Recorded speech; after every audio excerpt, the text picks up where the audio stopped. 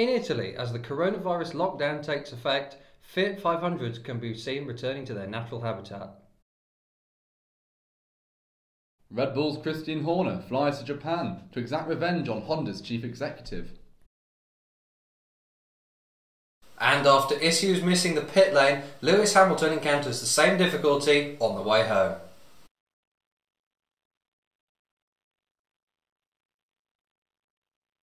I'm Charles Sturgis. And I'm Will Plows, and welcome to this week's episode of the Drive-By Podcast. You're back with your weekly light-hearted motoring podcast, and we start with F1. And would you like to see my F1 news you this week? Go on then. Really? That's how much you had last week as well. No, we can't this week. I've just lost interest. No, you can't this week because there's been a record broken. Lewis Hamilton has equalled Michael Schumacher's 91 wins. And I'm sorry, but that can't be ignored. No, that's a hell of a feat. It is a hell of a feat. Hell of a feat. Well and truly smashed. Yeah. But I didn't know they gave them helmets. They gave them like commemorative helmets. So he's got he's got a commemorative helmet for passing Senna's record. Yeah, I saw a picture. And he's got a commemorative one for Michael Schumacher. He's got Michael Schumacher's helmet. Has he? Oh God, he does. Lucky bloke. He's got given it by Mick Schumacher as well, didn't he? Oh, did he? Yeah, Oh, that's nice. This was really, really nice. It's like Mick Schumacher went, yeah, really well done. The whole family's really proud of you. Well done. Here's the helmet. Here's my dad's helmet. And yeah, it was big and red as well. It was big and red. It's a big red. And Michael has signed it as well. Oh, isn't that a shame that Michael couldn't be there though? He's not going to give him anywhere, his helmet. But in other news, in other record-breaking news, Kimi Räikkönen. I know, what a bloke. Most race starts or equal? He was really happy to break it as well, wasn't he? Was he? No. No, he couldn't give a flying toss. Kimi just doesn't give. Does he? Not at all. He really doesn't.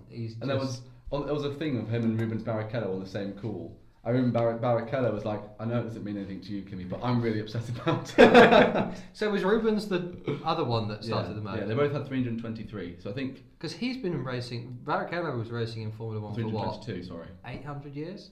I think it's more than that. I think it's slightly more, maybe 850 years. Yeah. He's been around a very long time. Since the dawn of man. He has. He's been around. Since the dawn of the combustion engine, Barrichello's been there. He's been there. What else has happened? Yuki Tsunoda. You know the Formula 2 driver? Bless you.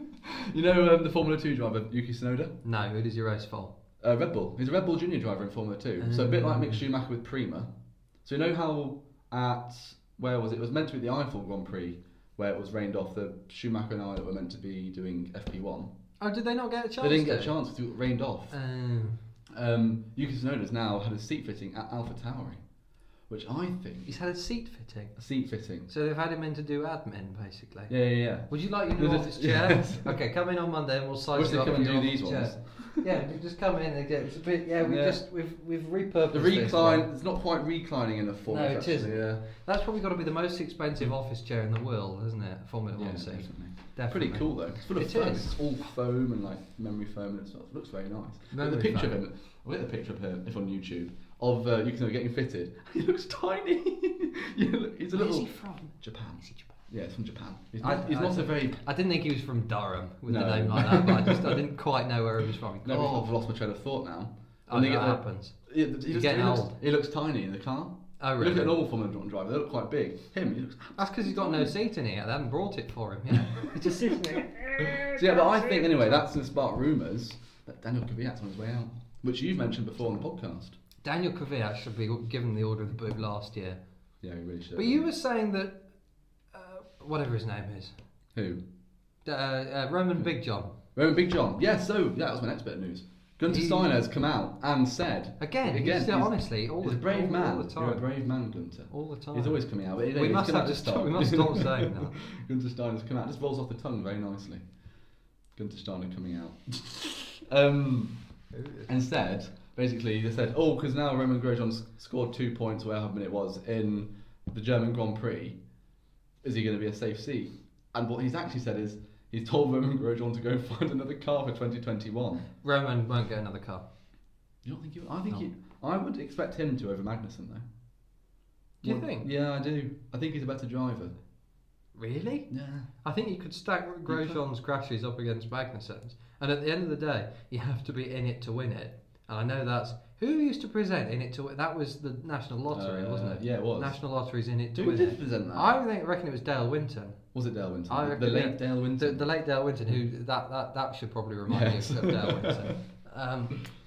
That is actually what I asked for. I said, can I have Dale Winton orange? Really? Yeah, and they said, we'd like Trump orange. I said, it's not quite orange enough, but it's up there. It's up there, absolutely. Nearly Dale What orange. the hell were we on about? We've gone off on a wild tangent talking about Dale Winton. Getting rid of their 2 drivers.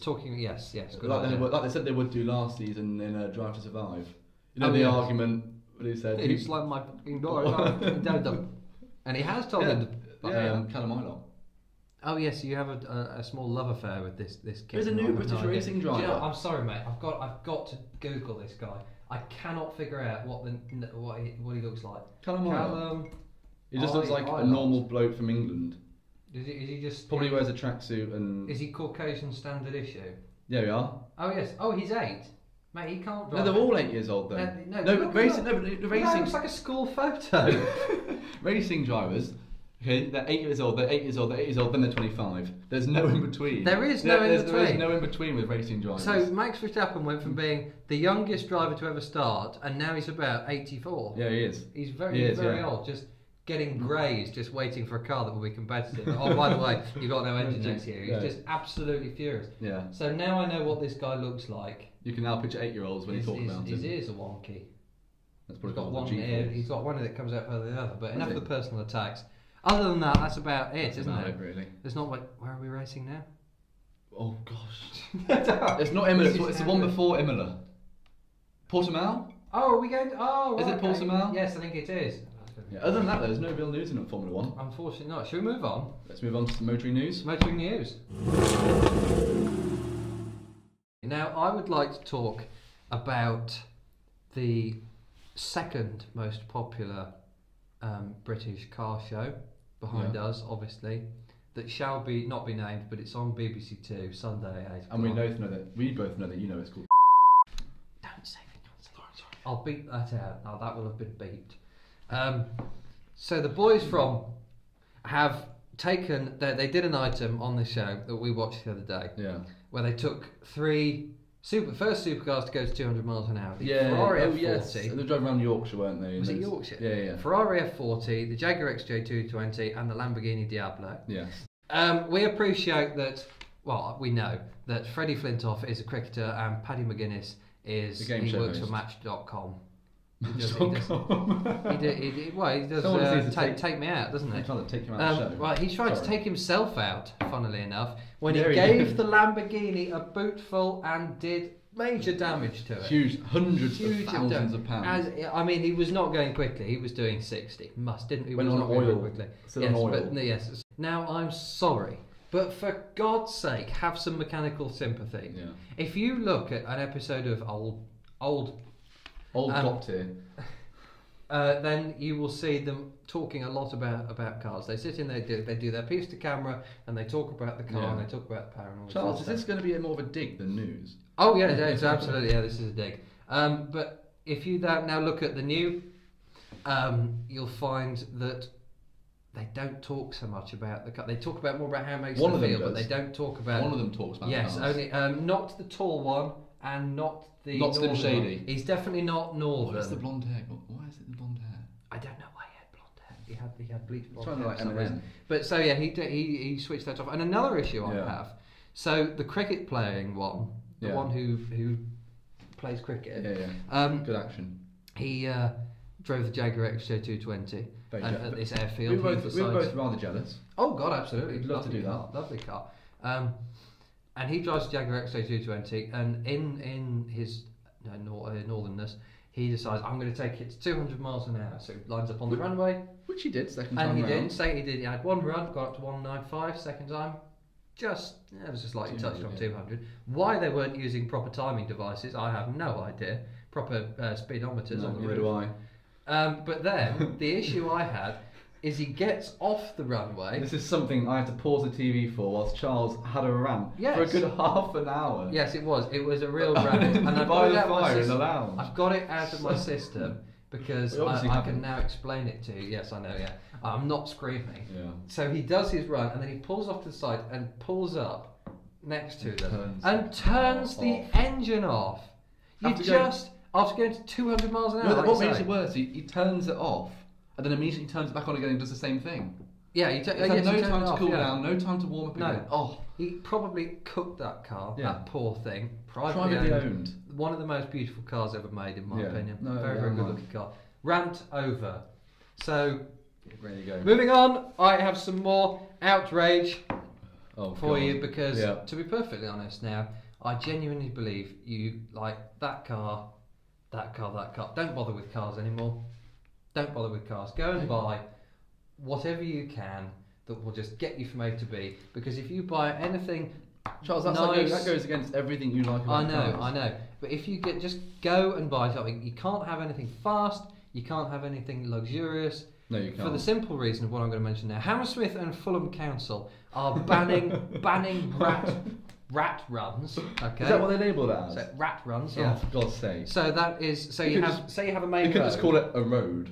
I do one on the way to work. There's the main road down here, Yeah. and obviously that gets very congested. Just people sitting there going, listening to Radio 2. Yeah. No way to do that, but listening to Radio 2, sitting in traffic, happy as you please. Not a care in the world of how quickly you want to. No. I want to get somewhere. I just want to get there. You never want to get to work. Yeah, I know, but I want to just get there. If I'm going somewhere, I just want to get there. I don't want to mess around. So I can take this little road that goes left and through a residential street, which kicks me out well in front of everyone there. And Hammersmith and Fulham Council have banned a load of sections of roads that I know and I've used before. Oh, is this the one in Sands End at the bottom of Fulham? That's the one. That bit by the river. Everyone takes that, so they don't have to go to Ilbrook Common. You have the New Kings Road like that, and then there are all these little residential streets, and they're banning like delivery drivers, mopeds, cars. They haven't put any signs up, not told anyone about it, and they will fine you for using them. Did you just say they're banning delivery drivers? Have they heard of something called the economy? Yeah, but they don't seem to care. They don't. All it seems to be is just civil servants making jobs for themselves. No way. Really? So that's what they're doing. So they just find it. So unless you live there, they're saying it is to improve air quality in those areas. You're in a city. There are cars. There are things going on. There's people moving about. There's delivery drivers. There's lorries going around. Smells. Yes, everywhere. And drunks in the evening. I'm sorry, but you cannot do that. No, you can't. It's a city. Cars have to move about. So if you do it there, you have to do it everywhere. Yeah, exactly. And no delivery trucks get anywhere. And all you're going to do is cause more congestion of people sitting in cars with the engines running. Wandsworth Bridge, which is currently under construction, will actually have to collapse with the amount of cars that go over it. Exactly. Well, but say you have a string of traffic like that. Yeah. You can either let them do their manoeuvres and drive around it and get there and be gone, or would you rather have them sitting slightly further up the road with the exhaust going? Stupid. It's unbelievable. It's just war on the motorists, and I'm bored of it. I'm just bored of it. I've been reading the highway code. No one has read the highway code since they took their test. You asked a person on the street who's been driving for 30 years and say, when did you last read the highway code? Just before I did my driving test. Yeah, highway code now has said that if you're an inexperienced, it's been an update. If you're an inexperienced horse rider, they recommend that you get some lessons. Get some lessons on riding a horse. Yeah, they don't trick anyone, do these guys? But get some lessons on riding a horse, or get some lessons on riding a horse on the road. And you can get a rosette for it as well. And you get a special reward for training your horse to drive on the road. Yes, but what they don't understand is when you're driving a horse, when you're riding a horse down a road, horses are unpredictable. They are going to, you know, if you put them somewhere, they will move. If you take this is a DB9, so you're driving on one road and you turn the wheel and it will go in that direction, roughly. Okay, Roughly, a horse can decide at any moment.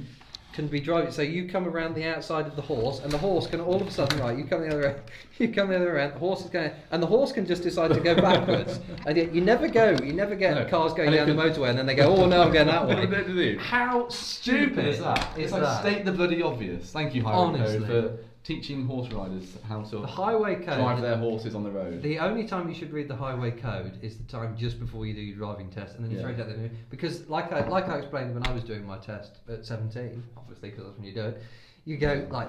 Did you pass first time? And your mother or your father saying, right, don't do that. You say, yes, I know that. There's driving for your test, which is that. I don't shuffling the wheel. That's the people who do and the then there's examination. driving, which you do in a normal road. You have your arm on the thing, you're listening to the radio, you've got a fag on, and you got lager.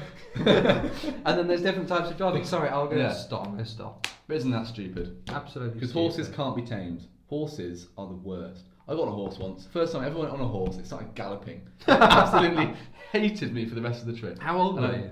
12.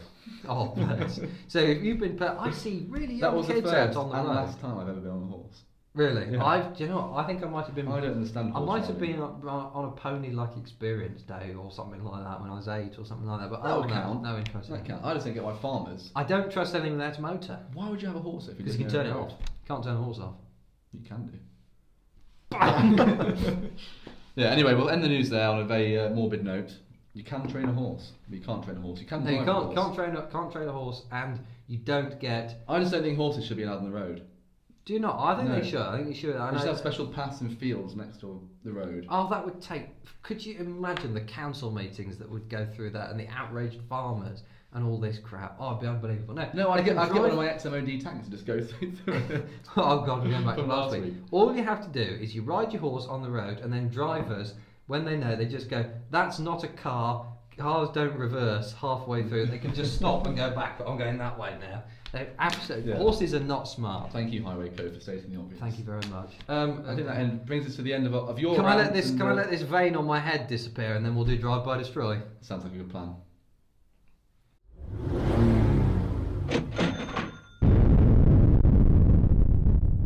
Right then, Drive by Destroy this week actually wasn't that difficult to decide what we were going to do, was it? No, it wasn't. It was pretty obvious. The second most popular car show in the UK gave us the option. Has already destroyed a car for us, actually. Oh, you gave it away, man! You gave it away. We're just about to anyway. This week we are doing the Ferrari F40, driven by Chris. A man in the show. Short one. The short one. In the new one. In the new one, not the old one. Sorry, we'll drop this because we don't know what we're doing. The Ferrari F40. The Ferrari F40. The original. Is the first one. There we go. I thought Beautiful looking car. I know we all know what it looks like. Yeah. It oozes charisma, oozes speed. It's just wonderful. And it's got pop-up headlights. Yeah. I love these on cars. I love these little. You don't see them very often, though, do you? No, you don't. You only see them on racing cars. They're little scoops. It's on the Sesto Elemento, isn't it? Look at the. Yes, it is. Yeah. And it's got quite a happy face for a Ferrari. Very happy face. It's especially with the lights. Because it's Enzo Ferrari's last ever car that he ever saw the build of. Yeah, it was. Happy. And funnily enough, they gave carte blanche to the engineers. Enzo went because it's actually because we mentioned on the podcast the 959. Yeah. The big that was supercar, the techie one, wasn't it? The big supercar of the day. So he basically said, build a car that's going to beat that. Here's a blank check, go and do it. Yeah, my favourite thing about that car as well, Enzo Ferrari famously said, I don't care what it looks like or what it sounds like, I just want him, when he puts his foot down, I want to drive to himself. Yeah, it's absolutely, it's possibly the best car of all time. No, I found out that Nigel Mansell's car sold in 1990, so they hadn't been out all that long. It sold in 1990 for £1 million. £1 million in 1990? Yeah, and the price has pretty much remained the same. They cost you about £1 million. Yeah, they do. You can see why, can't you, though? Twin turbo V6, 470 V8? horsepower. Sorry, V8. Sorry, it's my writing. Interestingly about this, to save weight, do you know how much paint they used on it? Not a lot. 2 litres of paint. What, for the whole car? For the whole car. And to put that in perspective, a modern medium-sized car uses 31 litres of paint. Rolls-Royce uses 40 kilos of paint. It's unbelievable. So it was and you can actually see the body underneath through the paint. So what the customers didn't really like that, the fact that you could see the Kevlar, which is what the body panels were made out of, through the car. So the other ones that were made, they doubled the paint. They put more paint on really? it. So now cars, cars that have the 2 litres of paint on it are very, very collectible. So they'll cost you well more than £1 million. Yeah. Beautiful car though, and the original. Absolutely fantastic. So that is number 1, 0 to 64.7 seconds, which is stonkingly quick by modern standards. Yeah, it is. And 200 miles an hour, easy. Yeah. Next up, we have the Jaguar. The Brummie. XJ220. Jaguar XJ220. This is a very, very interesting car. All of it, there's only one car on this list. When that came out, they must have thought that was just the most futuristic looking thing they've ever seen. Pop-up headlights again, look at it though. It's up there, the best looking cars of all time. I'd say that's better looking than the McLaren Speedtail. I love the wheels. I love the sweeping. There's like the whole I really air hate this, but intake. I do agree with you. Air intake on the side starts here, and it was helped. It was the idea came from Tom Walkinshaw, who did TWR Racing, who was a big Jag man, and he just won the touring car championship in an XJS, and they were like, build us a car that can be a Le Mans winning car for the road. Yeah. And that's what they came up with. Interior looks awesome. like crap. I just love the silk cut version of that. You know the one I mean? The silk cut, yeah. That's the XJR14, I think it is, the one I'm thinking of. God, that's good knowledge, Charles. Yeah. But I think that's just an amazing look up. I didn't know originally the prototype for that was made with a 6.2 litre V12, but it actually got a 3.5 litre V6, which still took it to 213 miles an hour. It's got a V6 in it? 212 miles an hour. Yeah, it's not a V8? No, it's V6. I always thought that was a V8. No, it was the AJR V6, I think the engine was called. I never knew that. I think it's better looking than the F40. No, it's not. Really? No. Oh, I think it's better looking. It doesn't have the same charisma as the F40. Only 275 of these made in comparison to the 1,300 that were made of the F40. 275 are made? 275 of these cars were produced. But do you know why that was? They can't afford to do anymore. They couldn't. Well, there was no demand for them because in the 1990s when this came out, there was a massive recession. Did people think it was good looking when it came out? Yeah, absolutely. Do you want to know what the retail from new in 1990 was when the cars came out? Go on then. I bet you're going to tell me, aren't you? £470,000. 470 grand? Yep. It's unbelievable. Jesus. I'm not surprised they made 275. No one could afford to buy one. Do you remember a couple of episodes, quite a few episodes ago, we did rally cars for Drive By Destroy? Yes, we did. And we did the Rothmans, Porsche, and that one. Way before that, Group B, we did the Audi Lancia. Quattro. Yeah. And that one. And the V6 from this was derived from the MG Metro that won the World Championship. Was it really? Tiny, really one. So it's got an MG Metro engine. That's a great looking car, that is. And it was eventually, they said, we haven't got any more money to spend. Funny that, isn't it? To spend on the design of the car. Yeah. So what you're going to have to do to save money is it's going to have to be volunteers. So they came in on a Saturday with the nickname the Saturday Club. And they just came and they designed that. And that was absolutely just build the best car you can, but this one I really like. Yeah. XJ220. That's the best voluntary process I've ever heard in my entire life. If school did the voluntary thing we had to do for D&V, doing that's the race version. In a heartbeat. The XJ220C. Look at it. That is it's just stunning. With the wing on the back, it's just absolutely That's a gorgeous. Spoiler that works. It is. What that is. Absolutely gorgeous. That is That's stunning. just fantastic. Yeah, awesome. That's probably the one that I would have if you're going to pick one. Charles, don't give it away. No. If you're going to pick an XJ220, you have to see one. There's a yellow one actually. No, Charles, let's get on with this. He's being unsociable again on his new toy. Look at it! Look at that. That is striking. Come on, look at that. Oh my lordy lord! That doesn't look any that different to the Ascari. No, actually, you're right there. I can see some Ascari in it, definitely. So the other car that we have, the final one, is the Lamborghini Diablo, the Playboy. But Charles, you've not included the right photo there. What, the one that is crashed? Yeah. No, what we're working on the basis of this one hasn't been binned by Paddy McGuinness. Oh really? This one hasn't been crashed, so. Diablo, 200 miles an hour, 5.7 litre V12, awesome, or 6 litre if you wanted. The original design, this is the only car that wasn't given carte blanche, so there are loads and loads of variants of this car, prototypes. They had like 3 different cars that led to the design of this, but then Lamborghini was bought by Chrysler, and they said, right, okay, you do that. They looked at the plans, they went, no, we don't want that, we don't want that, we don't want that, so you can do that. So it's actually a bit half-cocked, it's not proper. It does look a bit half-cocked in a way, doesn't it? It's better looking than the Countach in my opinion. No, it's not as flamboyant. It hasn't got as much character as the That's Countach. true, but I think that's probably a better looking car all in all. That car what would you have out the two of them though? £6 billion in Does it really? Yeah. £6 billion? It cost in development, that is. Yeah. It's absolutely unbelievable. I wonder if they actually made their money back on that. I don't know what they go for nowadays. I couldn't. Is it about tell 400 you. grand? I reckon it's not a million. Probably. Should go on Auto Trader. You know when you're alone and just have your laptop to yourself, Do you just go on Auto Trader? Yes. That's all I do as well. That's all. I do it's porn for Jay Leno. That's what that is. Lamborghini classic cars for sale. Hey, look at that bargain. How much is it? There's one that's been crashed, which is for sale for 30 quid. Really? Is that North Yorkshire? Yeah, funnily enough. Lamborghini Roadster, that'll cost you 215 grand. They cost they're not that much between then. 100 and 200 grand. That's quite a nice one. That's done. Yeah, that's 180,000 pounds. So that's the cheapest of the lot. Wow. And it looks like that.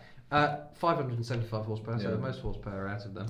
And not 63.4 seconds. So what will you be doing with that? I think this is going to be the most predictable one. I think I've really? done ever since we started doing Drive By Destroy. I think you can probably guess what I'm going to do in this one. Okay, can I have a guess? Yeah. You're going to buy the F40. Yes. You're going to drive the XJ220 Yes. and you're going to destroy the Diablo. Yes. Why? Talk to me. So the F40. Let's work it through. Let's talk about your feelings here, Will. Talk about your feelings. So the F40 I would buy just because of what it means to actually be a car. What it means and kind of the future of cars, how it came, the history of Enzo Ferrari's last ever car you ever saw the build of, and I think it's the best looking. Okay. And I would happily drive it every day. I wouldn't care about the depreciation I put on it because I knew I was the fact driving. that it's got no driver aids and you'd be sweating by the time you got to work. Yeah, exactly. You'd probably be sweating less. I found my ST cycled to easy, work. Probably, anyway, I don't know what I'm saying there, but I just love that car. It's what got me interested in cars is that car. It is. It's proper poster car. It really is. Yeah, it's the not so original. much. XJ220 I'd be driving. Yeah. Just because I would actually take it to 200 miles an hour and then leave it actually running for about just 20 let it cool minutes down a little bit. To cool down a little bit. Rather than just turning it on. And it looks awesome.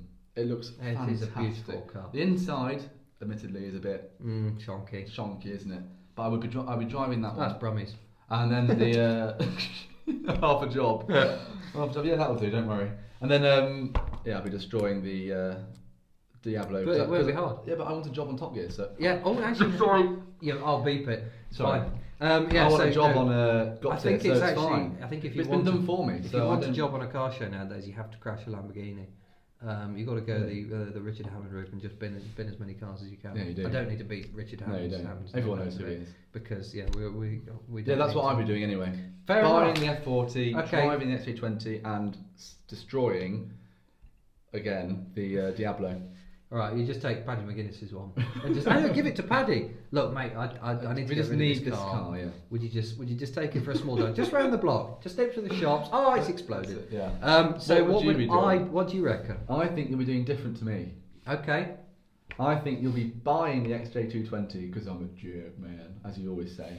I think you'll be driving the Diablo and destroying the F40. Oh, yeah. Why? Because you're a bit out there, Charles. You say you're not, but you're a bit out there. Thank you. And you want to be a bit controversial in life. Okay, no, well, I will tell right? you what I'll do. I will be buying the Jaguar XJ220. You got it right. I just want that car in my sitting room. Reverse it in and just there you go. That's my coffee table. That's like me with the. I could use the spoiler. I could use the spoiler as an ironing board. Yeah, that's a good idea. Good idea. If you had the XJ220C, then you could probably do the same thing. But if we're going with a regular XJ220, admittedly, I'd bore myself to tears sitting inside it, just sitting at the lights. Yeah. But with the rumble of the V6 behind you, that's just there's nothing there. It's just a hole, and then there's an engine.